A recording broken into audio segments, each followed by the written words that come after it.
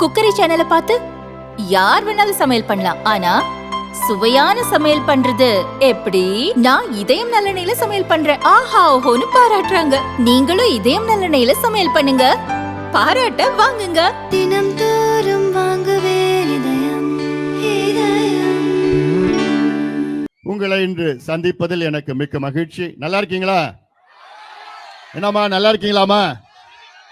ஒன்னும் கேட்கல, உங்களை கேட்கலடா, என் சகோதரிகள், என்னுடைய தங்கைகளை. நீங்க நல்லா இருந்தாதான் தமிழ்நாடு நல்லா இருக்கும். ஆனா இன்னைக்கு தமிழ்நாடு நல்லா இல்லை. 100 நாள் நடைபயணத்தை நான் மேற்கொண்டிருக்கின்றேன். ஒவ்வொரு ஊராக நான் சென்று மக்களை சந்தித்து உங்களுடைய உரிமைகள் என்னவென்று உங்களிடம் தெளிவுபடுத்தி ஒரு மிகப்பெரிய எழுச்சியை உருவாக்கி இந்த கொடுங்கோல் திமுக ஆட்சியை அகற்ற இந்த நடைபயணத்தை நான் மேற்கொண்டிருக்கின்றேன். இந்த திமுக ஆட்சி அகற்றப்பட வேண்டும். வேணுமா வேணாமா? அதற்கு பல காரணங்கள் இருக்கிறது. இவர்கள் ஆள்வதற்கு தகுதியற்றவர்கள். முதலமைச்சர் ஸ்டாலின் அவர்கள் தமிழ்நாட்டை ஆள்வதற்கு தகுதியற்றவர்.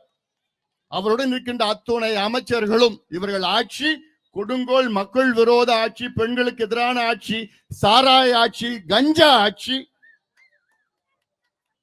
இவர்கள் நிச்சயமாக மாற்றப்பட வேண்டும்.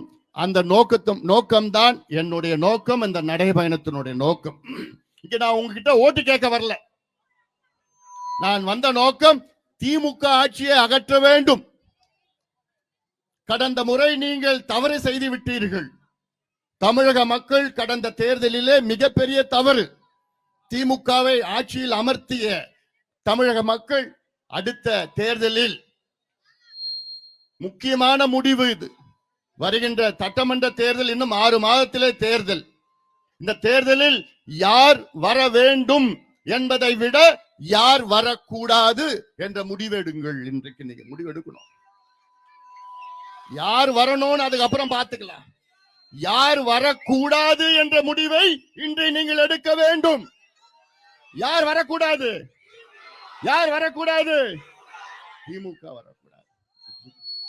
திமுக வரக்கூடாது. ஏன் வரக்கூடாதுன்னா, அவர்கள் சொன்ன அத்துணை வாக்குறுதிகளும் நிறைவேற்றவில்லை. பொய் சொல்லிக் கொண்டிருக்கின்றார்கள். இந்த புத்தகம் ஒரு 5 நாட்களுக்கு முன்பு ஒரு புத்தகத்தை நான் வெளியிட்டேன். இந்த புத்தகத்தில் இது ஒரு ஆவணம். இதில் திமுக தேர்தலுக்கு முன்பு நமக்கு கொடுத்த வாக்குறுதி, தமிழக மக்களுக்கு கொடுத்த வாக்குறுதி 505 வாக்குறுதிகள் கொடுத்தார்கள். வாக்குறுதிகள் பெண்களுக்கு வாக்குறுதி, விவசாயிகளுக்கு, நெசவாளர்களுக்கு, அரசு ஊழியர்களுக்கு, இளைஞர்களுக்கு, மாணவர்களுக்கு, மீனவர்களுக்கு, அத்துணை துறை சார்ந்தவர்களுக்கு வாக்குறுதி கொடுத்தால் 505. இதுல எவ்வளவு தெரியுமா நிறைவேற்றினாங்க? வெறும் 66. 505 வாக்குறுதிகளில் வெறும் 66 வாக்குறுதிகளை நிறைவேற்றிருக்கின்றார்கள். இது புள்ளி விவரங்கள் இந்த புத்தகத்தில் இருக்கிறது. இதுல யாருமே ஏமாத்த முடியாது. நான் எது ஒரு சொன்னா நான் சும்மா சொல்ல மாட்டேன், குத்துமதிப்பெல்லாம் நான் சொல்ல மாட்டேன், ஆதாரத்துடன் நான் சொல்வேன். இந்த ஆதாரம் இதில் இருக்கிறது. நீங்க எந்த வெப்சைட்ல போலாம், ஆன்லைன்ல போலாம், எல்லாமே இதுல நீங்க படிச்சுக்கலாம், தெரிஞ்சுக்கலாம். ஏன்னா முதலமைச்சர் ஸ்டாலின் அவர்கள் ஒரு நாளைக்கு என்ன சொல்றாரு? நாங்கள் 90 விழுக்காடு வாக்குறுதிகளை நிறைவேற்றி விட்டோம். அடுத்த நாள் 95 சொல்றார், அடுத்த நாள் 98 சொல்றார். ஆக எத்தனை விழுக்காடு வாக்குறுதிகள் தெரியுமா திமுக நிறைவேற்றிருக்கின்றார்கள்? வெறும் 13 விழுக்காடு. வெறும் 13 விழுக்காடு. ஒரு எக்ஸாம்ல பாஸ் பண்ணனும்னா எவ்வளவு மார்க் எடுக்கணும்டா? குறைஞ்சது 35. ஆனா திமுக எவ்வளவு மார்க் எடுத்திருக்காங்க? 13 மார்க் எடுத்திருக்காங்க. இதுல சொல்லுது வெறும் 13 மார்க் ஃபெயில். திமுக ஃபெயில் ஆயிடுச்சு. ஒரு ஃபெயிலான கட்சி மீண்டும் ஆட்சிக்கு வரலாமா?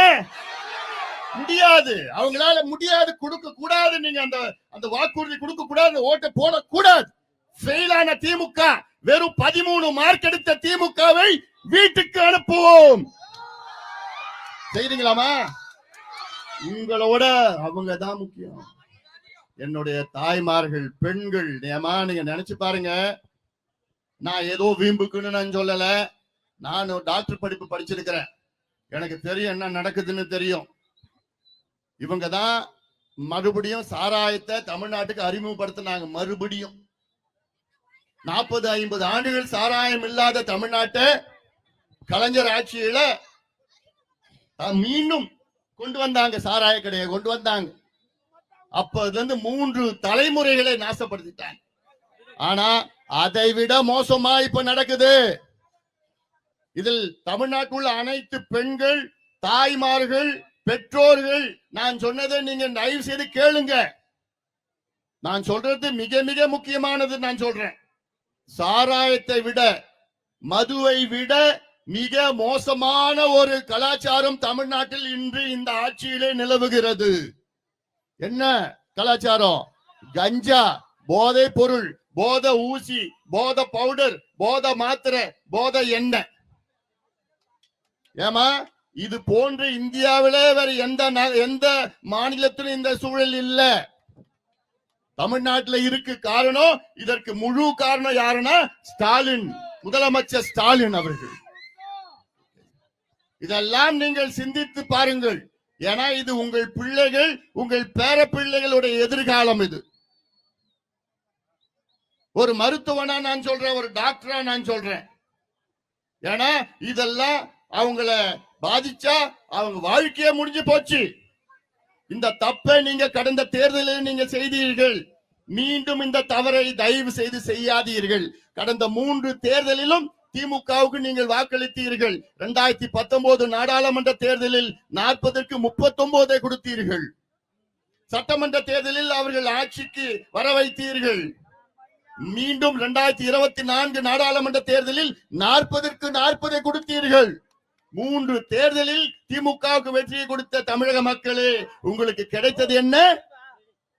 கஞ்சா, அபின், காக்கேன், ஹெராயின், LSD, மெத்தில் ஆம்பெட்டமின், சாராயம், கள்ளச்சாராயம், சந்துகடை, கற்பழிப்பு, பாலியல் வன்கொடுமைகள். 4 வயசு குழந்தைய விட்டால் மாற்றுறாங்க, 80 வயசு பாட்டியம். யாருக்கும் பாதுகாப்பு கிடையாது.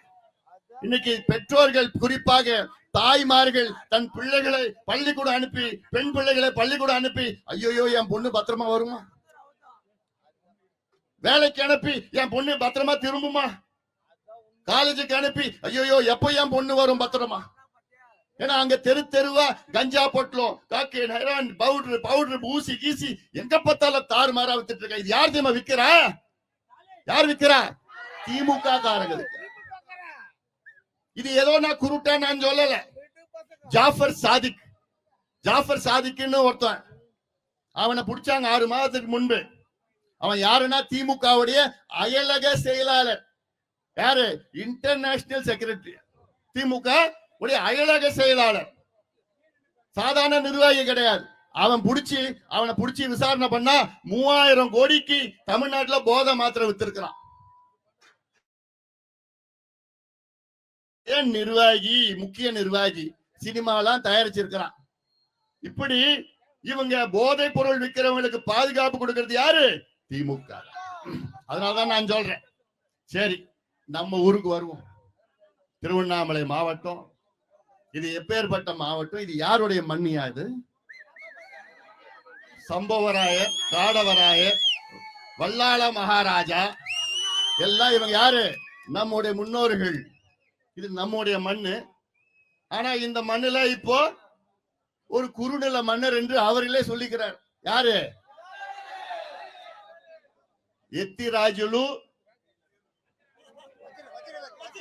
வஜ்ரவேலு. யாரு? எத்திராஜுலு வஜ்ரவேலு. எத்திராஜுலு வஜ்ரவேலு யாரு? இவரு எங்கயா பிறந்தாரு? இவரு பக்கத்துல பிறந்தாரு. இந்த மண்ணுக்கும் அவருக்கு சம்பந்தம் இருக்காயா? இந்த மண்ணுல நான் தான் ராஜா, நான் தான் மன்னன், நான் தான் குறுநில மன்னன்னு சொல்லிக்கிட்டு ஊரை ஏமாத்திட்டு இருக்கிறாரு. இந்த தேர்தலில் திருவண்ணாமலை தொகுதியில 8 சட்டமன்ற தொகுதியில், திருவண்ணாமலை மாவட்டத்தில் 8 சட்டமன்ற தொகுதியில் இருக்கிறது. என்னுடைய ஆசை என்ன தெரியுமா? இந்த 8 தொகுதியிலும் திமுக டெபாசிட்டை இழக்க வேண்டும். முடியுமா? முடியுமா? நிச்சயமா நடக்கும். என் தம்பிகள் என் தங்கைகள் முடிவு செய்து விட்டார்கள். யாரால மாத்த முடியாது. எத்திராஜுலு வஜ்ரவேலு யார் வந்தாலும் சரி, புரிதமா? யாரு? எத்திராஜுலு வஜ்ரவேலு என்கின்ற ஏவாவேலு.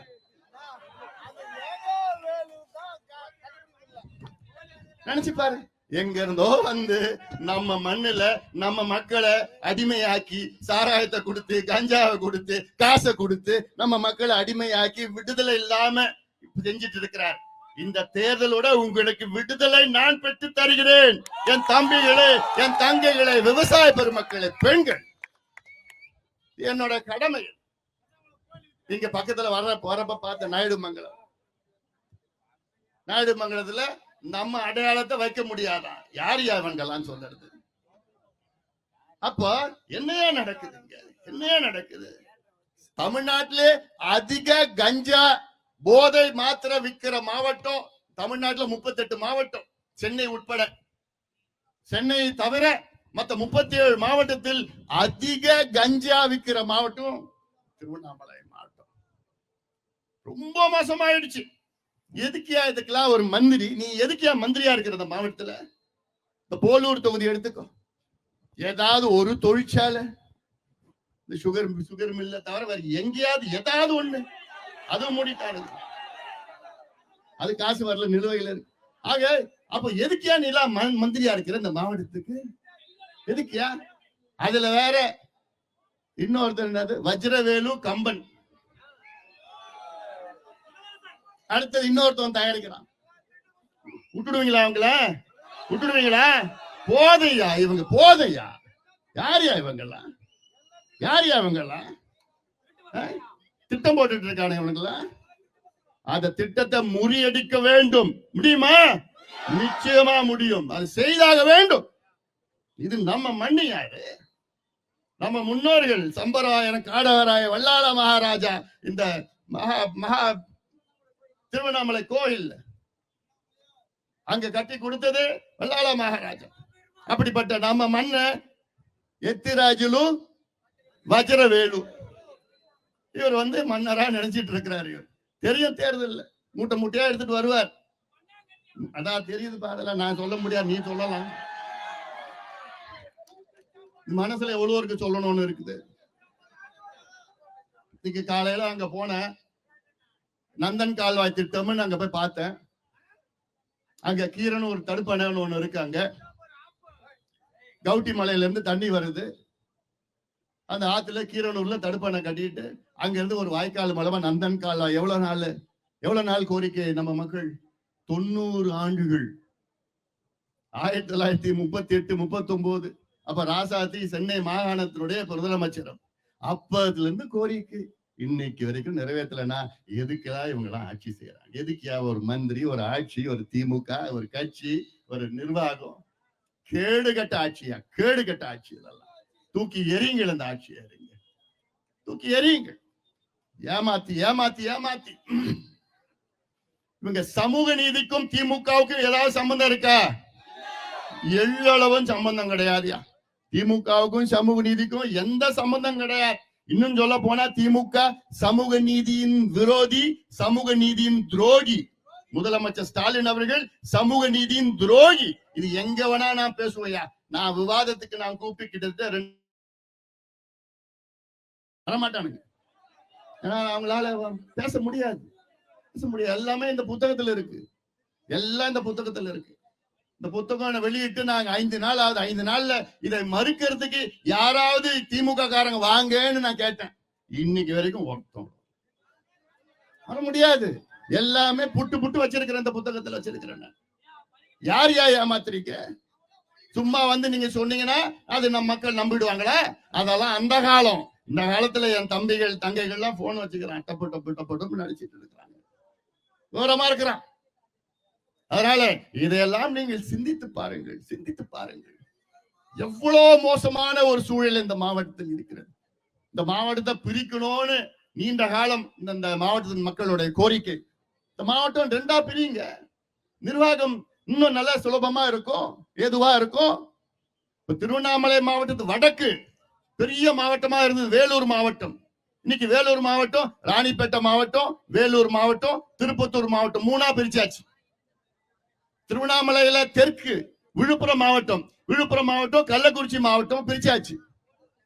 திருவண்ணாமலை மாவட்டத்தினுடைய கிழக்கு செங்கல்பட்டு மாவட்டமா இருந்தது, செங்கல்பட்டு மாவட்டம், காஞ்சிபுரம் மாவட்டம் பிரிச்சாச்சு. திருவண்ணாமலை மட்டும் எதுக்கா பிரிக்காம வச்சிருக்கிற? ஏன்னா இவருடைய ராஜ்யம் குறைஞ்சிடுமா. யாருடைய ராஜ்யம்? எத்திராஜுலு வஜ்ரவேலு, அவருடைய ராஜ்யம் குறைஞ்சிடுமா. என்னங்க இதெல்லாம்? யார் ராஜ்யம்? யார் மண்ணு? யாது யாரு மண்ணு? யார் ராஜ்யம்? அப்போ மக்களை பத்தி கவலை இல்ல. இன்னைக்கு திருவண்ணாமலை மாவட்டம் தமிழ்நாட்டிலே 2வது பெரிய மாவட்டம். முதல் பெரிய மாவட்டம் திண்டுக்கல் மாவட்டம். தமிழ்நாட்டில் 2வது பெரிய மாவட்டம். இந்த எல்லையில இருந்து அந்த எல்லைக்கு போனா 152 கிலோமீட்டர். இப்ப மக்களை பத்தி இல்ல, இவருடைய பவர் குறைஞ்சிடுமா. இன்னொரு 6 மாசம் தான், அப்புறம் ஃபியூஸ் புடுங்கின மாதிரி தான்.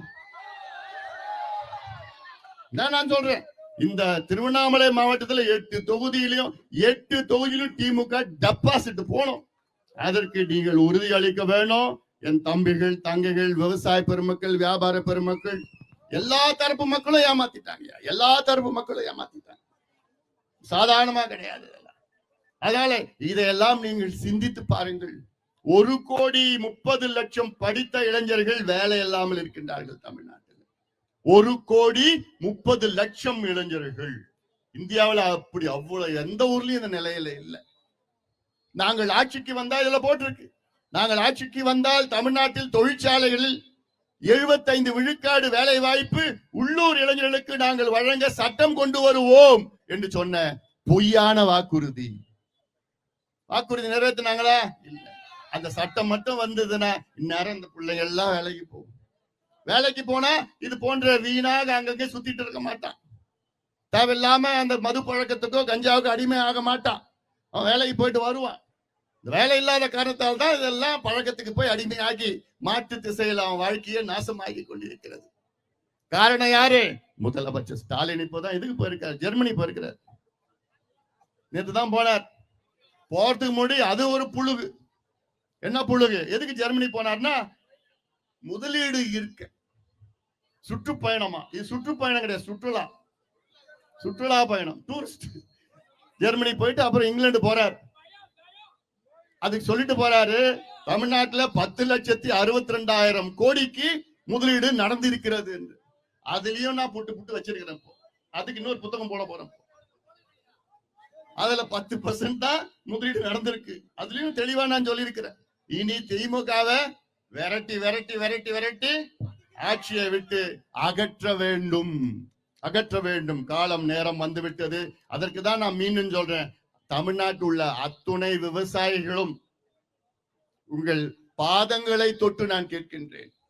தமிழ்நாட்டில் உள்ள விவசாய பெருமக்களே, உங்கள் பாதங்களை தொட்டு நான் கேட்கின்றேன். திமுகவை விரட்டி அடியுங்கள். திமுக ஆட்சியை விரட்டி அடியுங்கள். திமுக விவசாயிகளுடைய விரோதி. உலகத்திலே மிக கொடூரம் யாரு சொல்லுவோம்? நம்ம இல்ல, உலக அரசியல்ல ஒரு கொடூரம் ஒருத்தன் ஜெர்மனில இருந்தானே, யார் அவன்? ஹிட்லர்.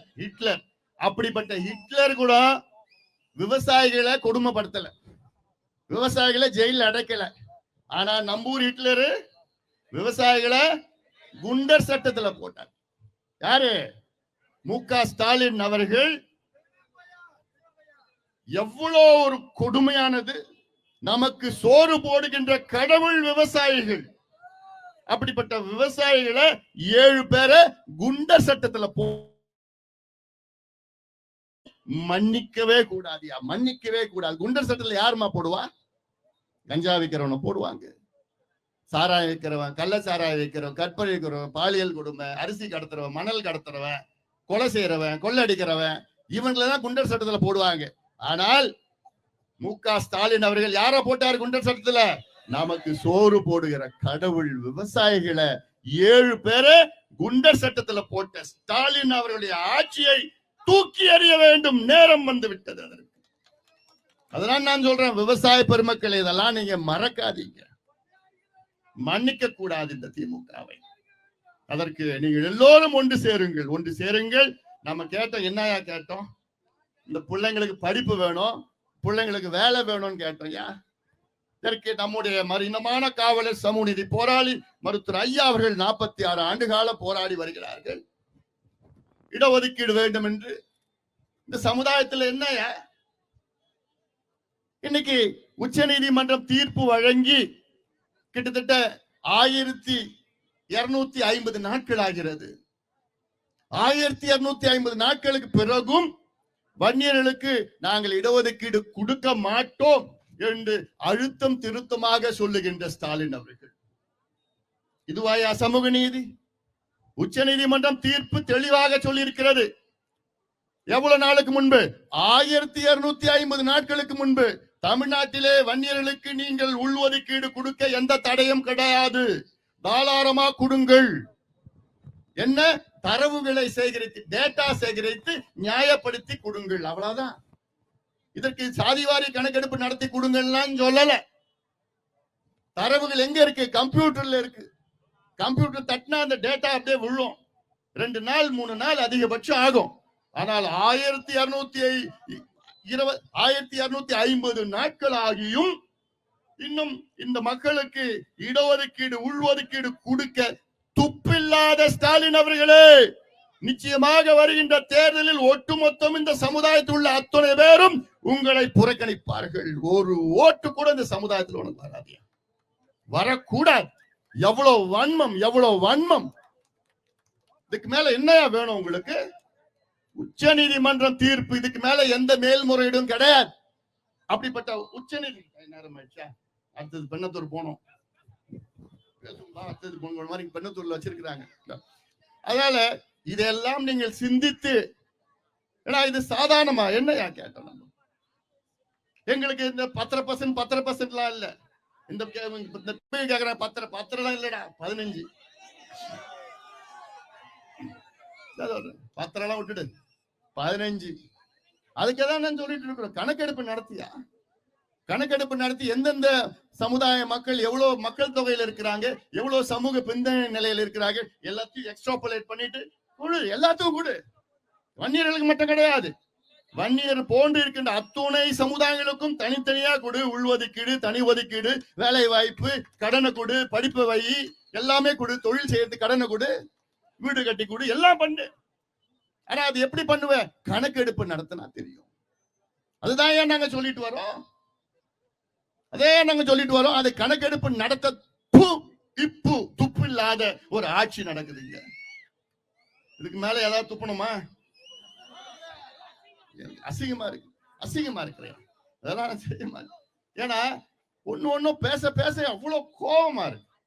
எங்க கிட்ட, நம்ம கிட்ட மட்டும் அதிகாரம் இருந்ததுன்னா, இந்த நந்தன் கால்வாய் காலையில போய் பார்த்தேன்.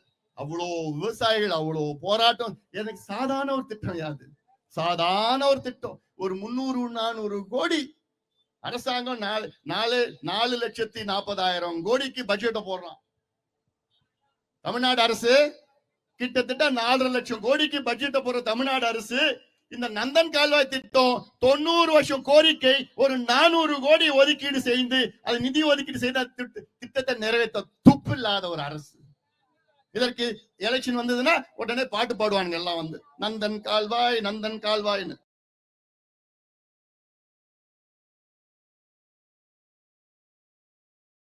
இங்க இருக்கின்ற தென்பெண்ணை ஆத்தையும் செய்யார் கூட இணைச்சு, செய்யார பாலாத்து கூட இணைச்சு, தென்பெண்ணை ஆத்துல இருந்து அதுக்கப்புறம் துறிஞ்சலாறு இணைக்கணும். இதெல்லாம் இணைப்பு. எவ்வளவு தண்ணி தென்பெண்ணையில கடலுக்கு போயிட்டு இருக்கா? வருஷத்துக்கு 40 TMC, 30 TMC, 60 TMC தண்ணி கடலுக்கு போகுது. இந்த மாவட்டத்துக்கு மொத்தம் தேவை எவ்வளவு? 5 TMC. என்கிட்ட ஆட்சி இருந்ததுன்னா 5 TMC வச்சு ஒட்டுமொத்த திருவண்ணாமலை மாவட்டத்தை என்னால செழுமையாக்க முடியும், வளமாக்க முடியும், என்னால முடியும். அந்த நம்பிக்கை மட்டும் இல்ல, அந்த திட்டங்கள் எனக்கு தெரியும், எனக்கு தெரியும். அதனாலதான் நான் சொல்றேன், வானம் பார்த்த பூமி, வளமும் கிடையாது. அப்போ இந்த மாவட்டத்தை என்ன செய்யணும், எப்படி முன்னேற்றணும்னு எல்லா திட்டமும் என்கிட்ட இருக்கு, எல்லாம் இருக்கு. ஆனா அதிகாரம் மட்டும் கிடையாது. அதையும் ஒரு முறை நீங்கள் கொடுத்து பாருங்கள். நிச்சயமாக நீங்கள் பார்க்க வேண்டும். ஏமாறாதீர்கள். ஏமாந்தது போதும். வருகின்ற தேர்தலில் உங்கள் பிள்ளைகள், உங்கள் பேரப்பிள்ளைகளுடைய எதிர்காலத்தை நம்புங்கள். உங்கள் பிள்ளைகள், உங்கள் பேரப்பிள்ளைகள் எதிர்காலம். நீங்க மறுபடியும் திமுக ஏமாந்துட்டீங்கன்னா உங்க பிள்ளைய மறந்துடுங்க, உங்க பேரப்பிள்ளைகளை மறந்துடுங்க. மறந்துடணும். நான் ஒரு டாக்டரா, மருத்துவனா நான் சொல்றேன். அதனால இதெல்லாம் நீங்கள் சிந்தித்து நீங்கள் மிகப்பெரிய ஒரு மாற்றத்தை நீங்கள் கொண்டு வர வேண்டும் என இந்த நேரத்திலே நாங்கள் உங்களை கேட்டுக்கொண்டு இந்த நிகழ்ச்சியை மிக சிறப்பாக நடத்தி கொண்ட வேலாயுதம் உள்ளிட்ட அனைத்து நிலை நிர்வாகிகளுக்கும், இந்த பிள்ளைங்க எல்லாம் காத்துட்டு இருந்தாங்க. ஆமா ஆமா, கொஞ்சம் தப்பா எடுத்துக்காதீங்கப்பா, பிள்ளைங்களா தப்பா எடுத்துக்காதீங்க. நான் அடுத்து கீழ்பண்ணத்தூர் போனோம். இப்போ முடிச்சதுக்கு அப்புறம் நீங்க இங்க பண்ணுங்க. நீங்க அதனால எனக்கு கொஞ்சம் தப்பா எடுத்துக்க வேண்டாம். அதனால இதெல்லாம் நீங்கள் சிந்தித்து ஏமா ஞாபகம் வச்சுக்கீங்க. பண மூட்டை எடுத்துட்டு வருவாரு யாரு? எத்திராஜுலு வஜ்ரவேலு நாயுடு. தூக்கி பார்த்தோம். எத்திராஜுலு வஜ்ரவேலு நாயுடு பண மூட்டை எடுத்துட்டு வருவார் தேர்தல் நேரத்துல. ஏமாந்துராதீங்க. அவர் மட்டும் இல்ல, இப்ப அவர் பிள்ளையும் பண மூட்டை எடுத்துட்டு வருவாரு. அதனால ஏமாந்தது போதும். நீங்க ஏமாந்தது போதும். தெளிவா இருங்க. திமுக இந்த திருவண்ணாமலை மாவட்டத்தில் 8 தொகுதியிலும் டெபாசிட்டை இழக்க வேண்டும்.